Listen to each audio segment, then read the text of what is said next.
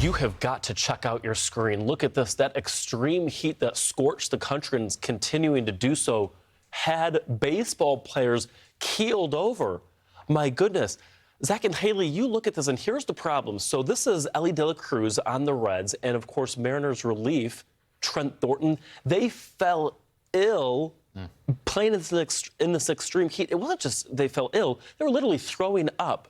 That was De La Cruz, by the way, because of all of the heat. That was just in the fourth inning itself because of that heat. Have you guys played like softball or baseball before in heat like this? I mean, T-ball. T-ball, I'm yeah. probably not the right person to ask. I mean, I've played soccer in heat like this, and unfortunately, I have been there before, keeling over on the side. I mean, Mississippi heat, we had our Mississippi State training for the fall season in July. Started literally July 6th, and that is disgusting. So I can empathize. I totally understand. Oh, my gosh. And that was the problem. Literally, it was in St. Louis, the game was. They were in the 90s, and somehow Thornton was able to pitch 2 scoreless innings, but then he had to be removed from the field because of heat-related injuries or illnesses. And the problem was it was 94 degrees first pitch in Chicago.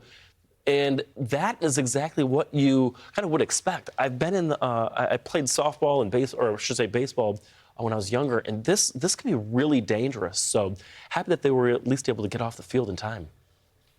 The National Weather Service has issued an extreme heat warning for New York City that will be in effect from Sunday through Tuesday. This extreme heat will not just be uncomfortable and oppressive for New Yorkers, it's going to be brutal and dangerous if you do not treat it with the understanding that we want you to. Each year, we see more than 500 New Yorkers die because of hot weather, and it is imperative that we prepare ourselves.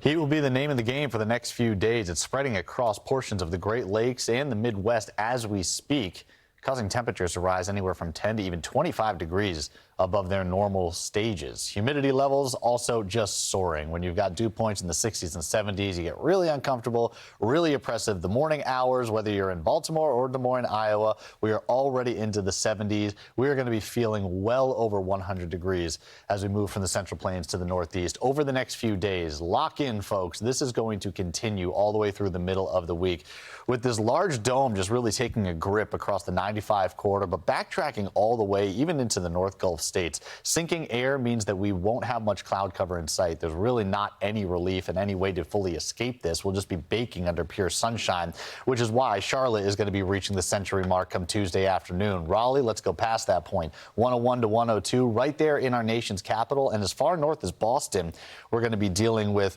101 degrees on Tuesday. That's not normal for Beantown, and getting to the beach really isn't going to bring you any relief either. New York City, very interesting stuff to come out of there. The last time that we saw 100 degrees in Central Park was back in 2012, but we've got record territory that goes back to the 1880s. Monday afternoon, 95 degrees. We're getting close to the record that was set in 1880.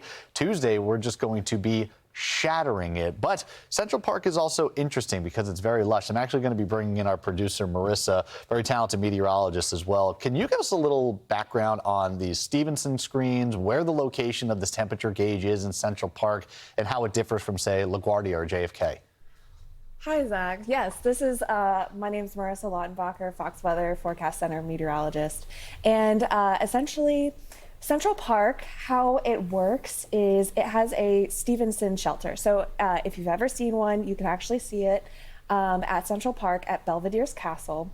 It's a white box, and it's white and off the ground just because we don't want to get any of that heating or anything with the temperature sensor that's in there. But comparatively to LaGuardia, Central Park is usually a lot cooler than compared to LaGuardia. LaGuardia has that airport, that tarmac and everything. Because they have that tarmac versus Central Park has all that greenery, we reduce that urban heat island effect with it.